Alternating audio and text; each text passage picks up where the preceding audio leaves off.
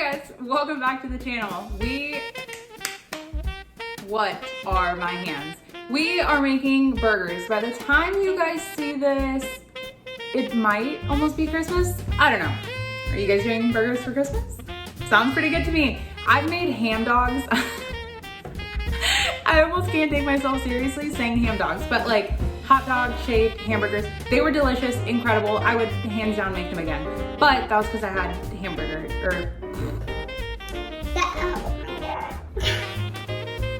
that was because I had hot dog buns left over. Anyway, point is, we're making burgers. They're delicious. My burger sauce is kind of gonna be the same, kind of different, because it just goes based off what I have in my fridge. And salt and pepper is all you need, plus like one extra thing, which makes it incredible. Okay, all right, let's get into it. We're gonna start off with our sauce because I feel like this is the hardest part.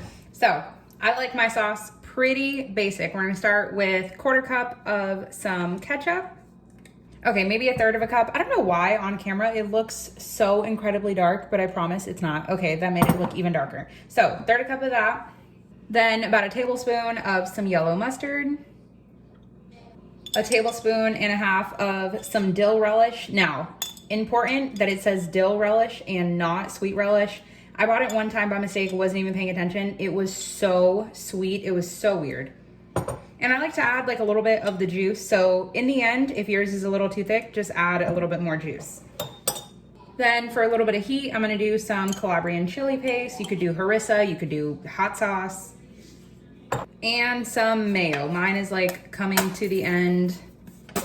I really don't like this mayonnaise. I don't know what it is. Something about the taste of this one just isn't my favorite, but any mayonnaise really works.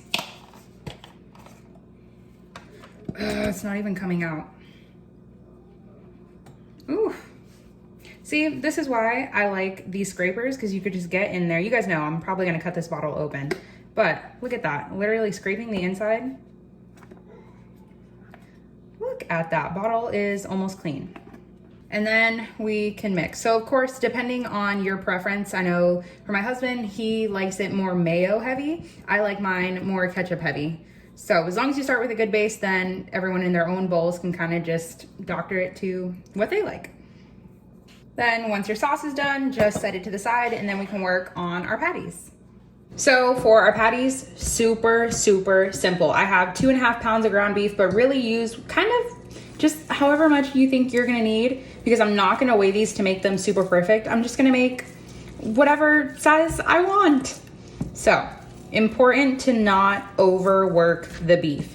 Now in my last ham dog video, you guys saw me really like get into the meat and like season it from within and everything, because it was like hot dog form, but this is flat griddle, gonna be easy. So just take, I guess, roughly the same amount for each of them and just kind of press down. This is gonna be the only time you're gonna wanna press down on your patties and make them a little bit, not hollow, what's the word? Just flatter in the middle, because they're gonna kind of dome up. It's so normal for burgers to do that, unless you're making like a smash burger. Now, also depending on the size of your bun, or if you're gonna do a sandwich bread or open face, however, try to make it almost equal to the size of the bread, because then it's gonna shrink down. And depending on how much fat you have, depends even more how much it's gonna shrink down. It'll make sense in the end.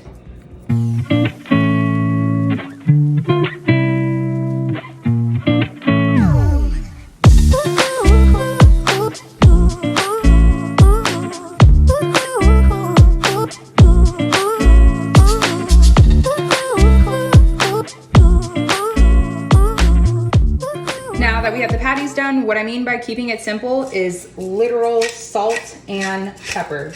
If you go to like any good burger place, I'm telling you, just salt and pepper is all you need. Now, of course, I'm a little bit extra, so I'm gonna add the pink Himalayan salt here, which is like the salt I normally use, but salt gives the meat a really good crust too, so do not skimp on the salt. Then I have some Trader Joe's 21 seasoning salute. Any kind of like multi-purpose seasoning. You could even use like a steak seasoning for this. Really good, just for added flavor. If you don't have that, salt and pepper, all you need. So So for the cooking of it, I like to use a cast iron skillet. Cast iron, whether you're doing it on the grill or inside, this is like your take-all pan.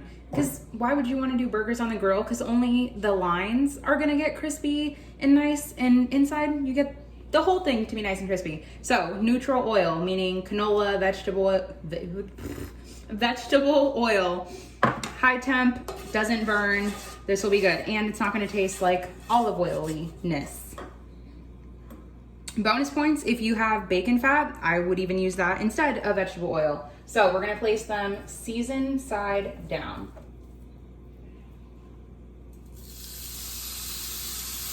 Just to make sure edges are good.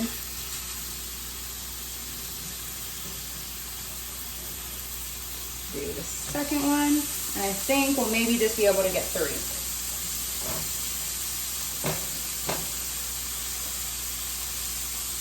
Now, once you have them in here, we're gonna season the other side. It is so crucial. Do not flip them right away. Let them get like a nice little crust. Put a splatter guard if you have one.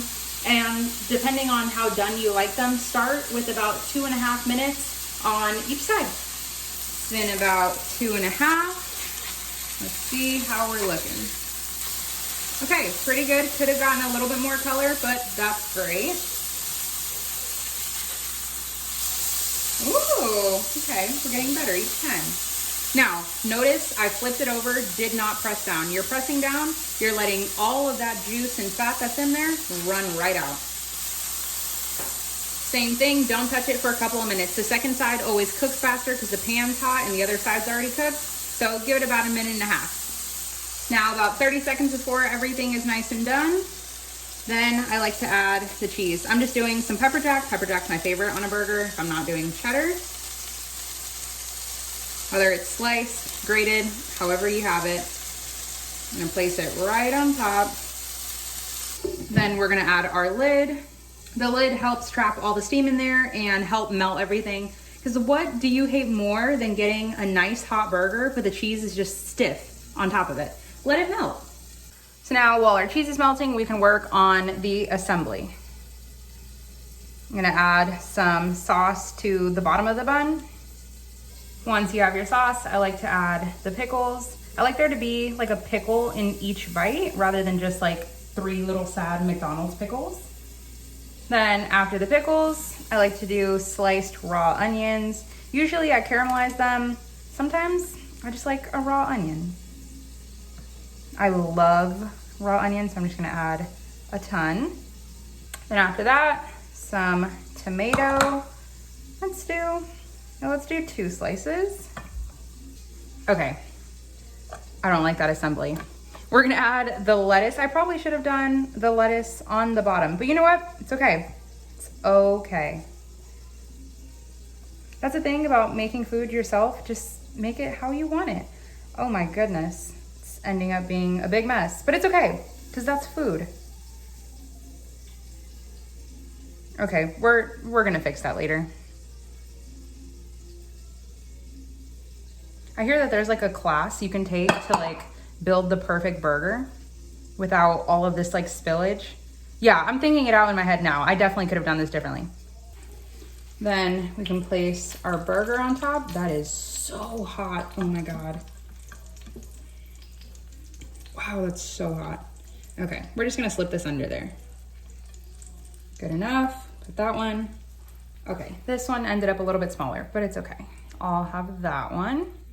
Then I love extra sauce on top. So we're gonna do top bun. Then place that on top. There she goes. Okay, since you guys, like, this is gonna be so hard because I need like something to hold it. Okay, we're just gonna have to pick it up. Oh, it's gonna be juicy though. I can't even bite this.